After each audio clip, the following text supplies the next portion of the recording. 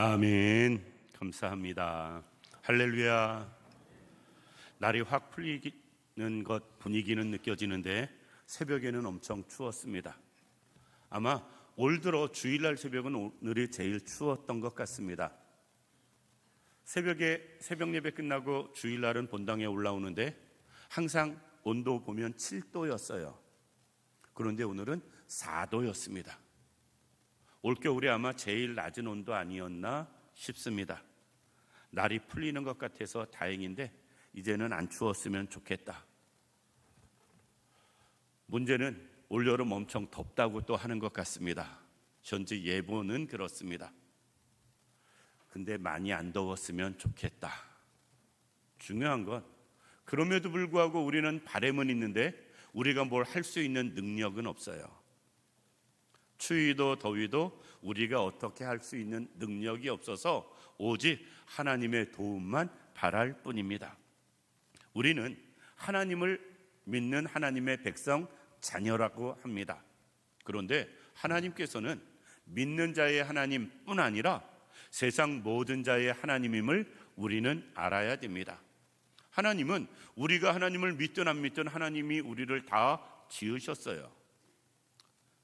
우리가 세상의 모든 것 가지고 살아갈 때 믿는 자나 안 믿는 자나 동일하게 살지만 이 땅의 모든 것도 다 하나님이 지으신 것입니다. 그래서 우리는 인정을 하든 안 하든 예수를 믿든 안 믿든 상관없이 하나님만이 유일하신 신임을 알아야 됩니다. 많은 사람들은 그렇게 생각합니다. 하나님을 수많은 신 중에 하나. 그런데 하나님은 그렇게 말씀하지 않으세요. 오직 신은 하나님 한 분뿐이라고 말씀하십니다. 5절 보면 나는 여호와라 나 외에 다른 이가 없나니 나 밖에 신이 없느니라. 참 신은 하나님 한 분뿐이시다. 그럼 다른 신들은 무엇인가? 성경엔 두 가지로 이야기합니다. 하나는 우상이고요, 하나는 귀신입니다. 그러니까 우상과 귀신 이외에 그것을 신이라고 말할 수 없으니까 참 신은 오직 하나님뿐임을 알아야 됩니다. 이 자리에 있는 우리 모든 성도님들, 하나님을 유일한 신으로 알 수 있는 우리들 되기를 원합니다. 문제는 우리가 하나님을 안다고 하지만 하나님을 다 알지 못해요. 우리가 하나님을 믿는다고 하지만 하나님의 모든 속성과 역사하심, 인도하심, 이 모든 것을 다 알지는 못합니다. 어쩌면 하나님에 대해서 아는 지식이 지극히 제한적이고 작은 모습임을 볼 수가 있습니다. 성경을 다 안다 할지라도 우리는 그것이 하나님을 다 표현해 주는 것은 절대로 아니다. 성경에 기록되지 아니한 하나님의 놀라운 역사 또는 성품, 일들은 더 많이 있을 것이기 때문에 그렇습니다. 그런데 하나님의 지극히 일부분이 기록된 성경이라 할지라도 우리는 그 성경도 다 모르거든요. 그러니 우리는 하나님에 대해서 아는 게 지극히 제한적이고 작을 수밖에 없습니다. 오늘 본문에도 이런 표현이 있어요. 4절 말씀 보면 내가 나의 종 야곱 내가 택한 자 이스라엘을 위하여 내 이름을 불러 너는 나를 알지 못할지라도, 너는 나를 알지 못할지라도, 하나님이 하나님이시고 하나님이 역사하시는 분이심에도 불구하고 하나님을 우리는 잘 알지 못한다. 5절에도 이렇게 말씀합니다. 나는 여호와라 나 외에 다른 이가 없나니 나 밖에는 신이 없느니라. 너는 나를 알지 못하였을지라도. 지금 이것은 이스라엘 민족에게 하시는 말씀이에요. 이스라엘 민족은 자기들은 하나님의 백성, 자녀, 선민, 특권 의식을 가지고 하나님 앞에 살아가면서 하나님을 잘 안다고 생각했을 거예요. 그런데 하나님은 반복해서 말씀하십니다. 너는 나를 알지 못할지라도. 하나님을 숫째 모른다 아니에요. 하나님을 알기는 아는데 다 알지 못하고 제대로 알지 못하고 어쩌면 정말 중요한 것들을 알지 못하는 그런 이스라엘 백성들의 모습 말씀하고 있습니다. 우리도 그런 것 같습니다. 성경 퀴즈 대회 하면서 1등 해봤자 죄송하지만 하나님 아는 지식이 너무나 부족해요. 우리는 모태신앙부터 지금까지 수십 년 그 이상 반세기 이상 하나님을 믿고 따르며 섬긴다 할지라도 하나님을 아는 일이 너무나 부족하다라는 것입니다. 그래서 가끔가다 전혀 엉뚱한 말씀들 하시는 분들 계세요. 하나님은 그런 하나님이 아니신데, 하나님을 이야기하면서 엉뚱한 하나님을 이야기하고, 하나님의 역사는 그런 게 아닌데 그럼에도 불구하고 엉뚱한 하나님의 역사를 말씀하시는 분들이 있습니다. 왜? 하나님을 잘 알지 못하기 때문에 그렇습니다. 그런데 더 중요한 건, 우리가 하나님을 알지 못해도요, 하나님은 언제나 동일하신 하나님이세요. 그리고 역사하시는 하나님이십니다. 특별히 오늘 본문을 통해서 우리가 알지 못할지라도 하나님은 어떤 하나님인가 생각해 보면서, 비록 내가 그 부분에 대해서 다 알지 못해도 하나님은 이런 하나님이구나, 이것을 알고 믿을 수 있는, 그리고 그것을 믿는 믿음으로 섬길 수 있는 우리들 되기를 원합니다. 그러면 우리가 하나님을 다 알지 못할지라도 하나님은 어떤 하나님인가? 하나님은 세상 모든 나라를 주관하시는 하나님이십니다. 구약시대 성경 말씀을 보면 하나님의 온통 관심은, 성경만 놓고 보면 이스라엘 외에는 다른 거에 관심이 없는 것처럼 느껴질 만큼 하나님은 이스라엘에게 집착하시는, 이스라엘을 중심적으로 말씀하시고 역사하시고 인도하시는 모습을 볼 수 있습니다. 그러다 보니까 우리 생각은 어떤 생각을 자연스럽게 갖냐면, 하나님은 이스라엘의 하나님으로만 생각을 해요. 그런데 하나님은 이스라엘의 하나님뿐 아니라 세계 열국 모든 나라의 하나님임을 우리는 알아야 됩니다. 오늘도 마찬가지예요. 하나님은 예수 믿는 나라의 하나님뿐 아니라 아직 복음이 들어가지 아니한 그곳에도 하나님은 오직 그분뿐이다 라는 것입니다. 오늘 본문 말씀 1절에 이렇게 말씀합니다. 여호와께서 그의 기름 부음을 받은 고레스에게 이같이 말씀하시되, 하나님이 고레스를 지금 말씀하세요. 그런데 단순한 말씀으로 이해하기가 어려운 문제는, 고레스는 누군가? 나중에 바벨론을 무너뜨리는 왕이에요. 바사나라 왕입니다. 아직 이스라엘이 안 망했어요.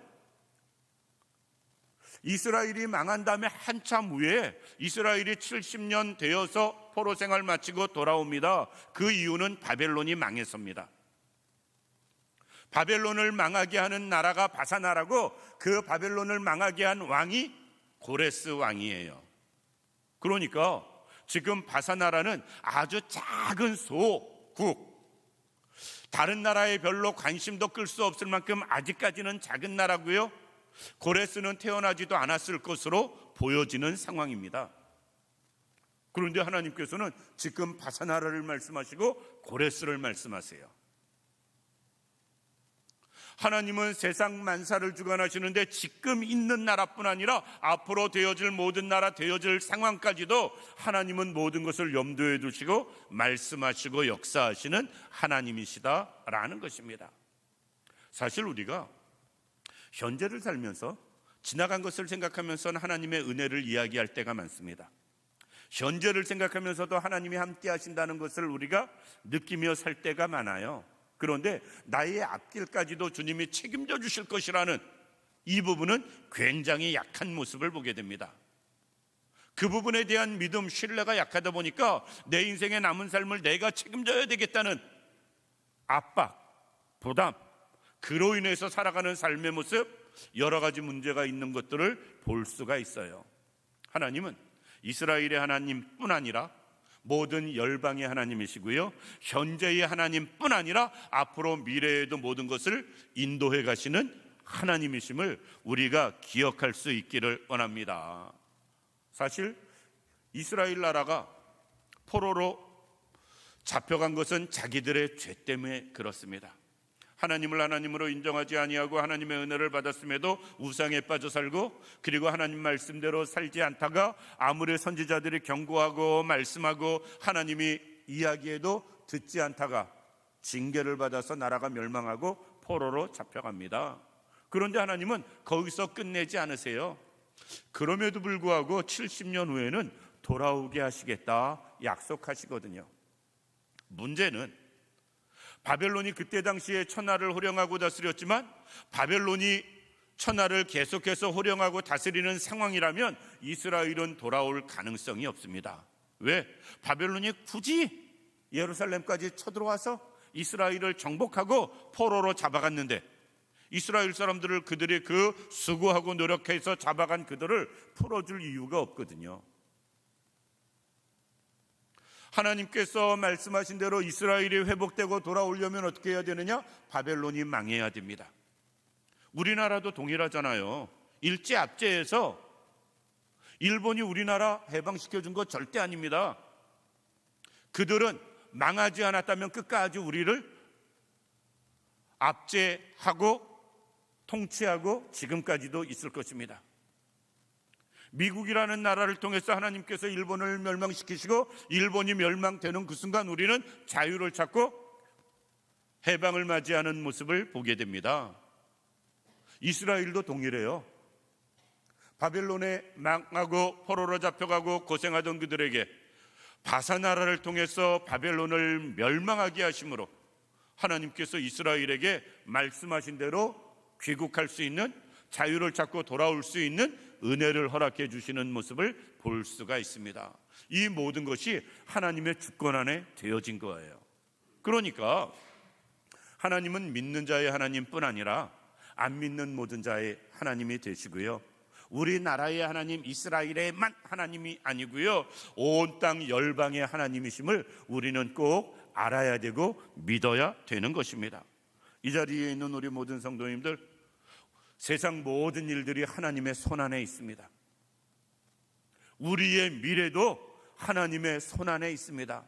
하나님이 이때 당시 현재 당장 일어난 일만 지금 말씀하시는 게 아니라 나라가 망하기도 전에 망한 다음에 어떤 과정을 걸쳐서 해방되고 자유를 찾고 돌아올 것인지 그 부분까지 지금 말씀하시는 하나님의 모습을 볼 수 있다. 이 말씀을 들을 때 이스라엘 백성들은 전혀 이것을 이해하지 못했을 거예요. 망하지도 않았는데, 바벨론이 얼마나 큰데, 바사나라는 아직까지 겨우 명맥만 유지하는 나라인데, 그 나라 고레스 왕 태어나지도 않았는데 사실 누가 이해할 수 있겠어요?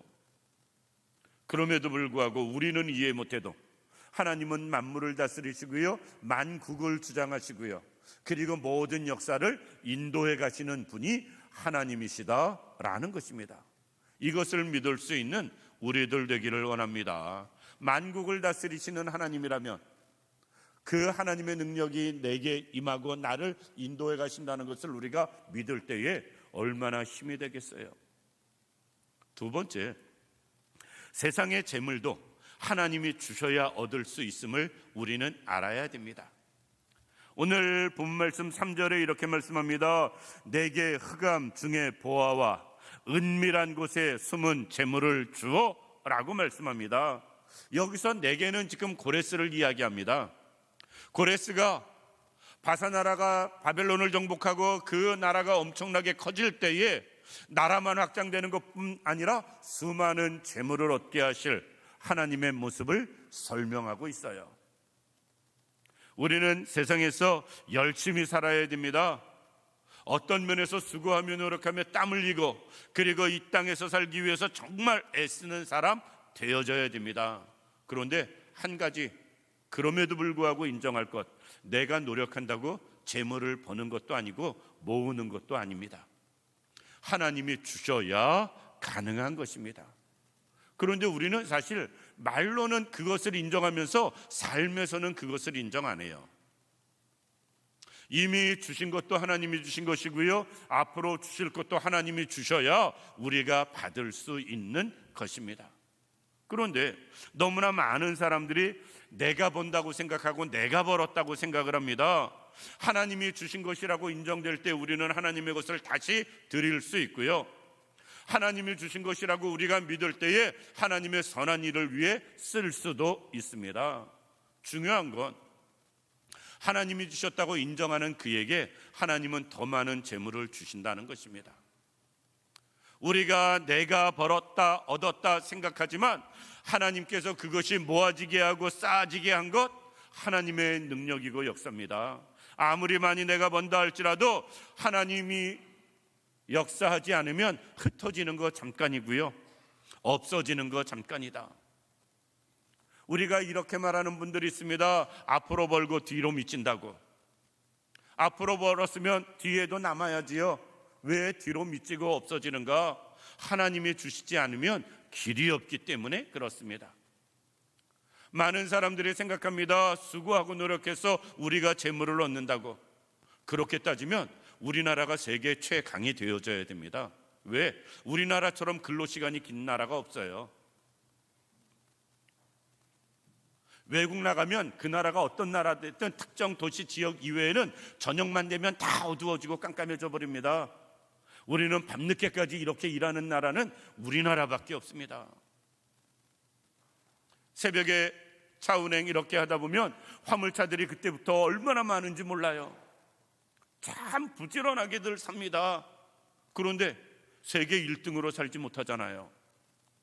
저는 개인적으로 정말 이해되지 않는 것, 세계에서 가장 국민소득이 높은 나라를 쭉 뽑아보면요, 미국도 아주 높지 않습니다.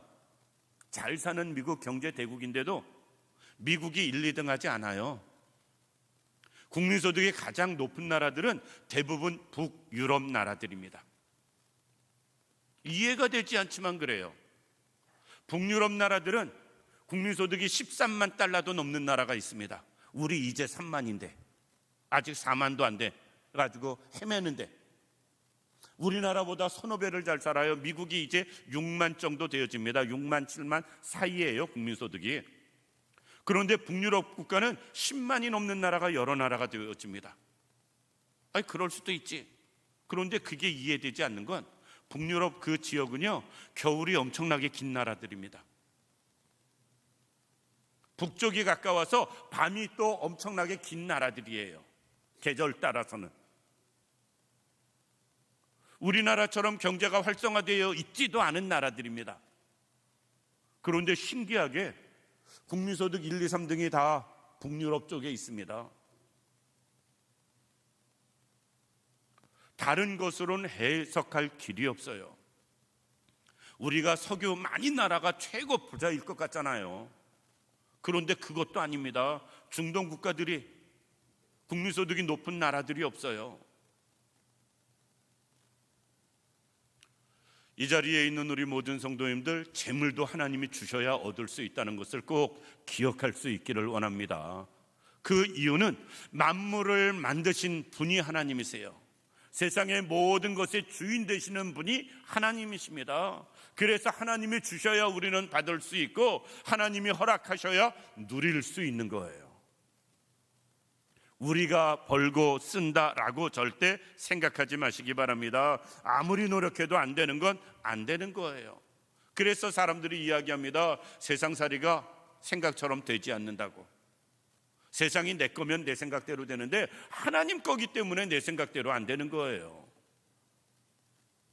재물도 하나님이 주신다는 것 꼭 기억하시고 인정하시고요, 믿을 수 있는, 그래서 재물을 얻으면 하나님이 주셨음을 인정하고 하나님 보시기에 합당하게 사용하는 분들 되길 원하고요, 그럴 때 하나님이 그에게 더 주시는 모습도 볼 수가 있습니다.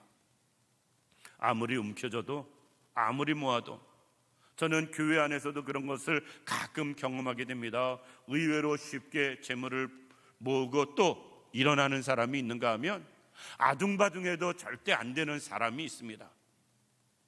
그 차이가 무엇일까? 이겁니다. 하나님이 주신다는 것을 인정하고 그 하나님 앞에 사는 사람과 자기가 벌어서 쓰려고 노력하지만 안 되는 사람 차이예요.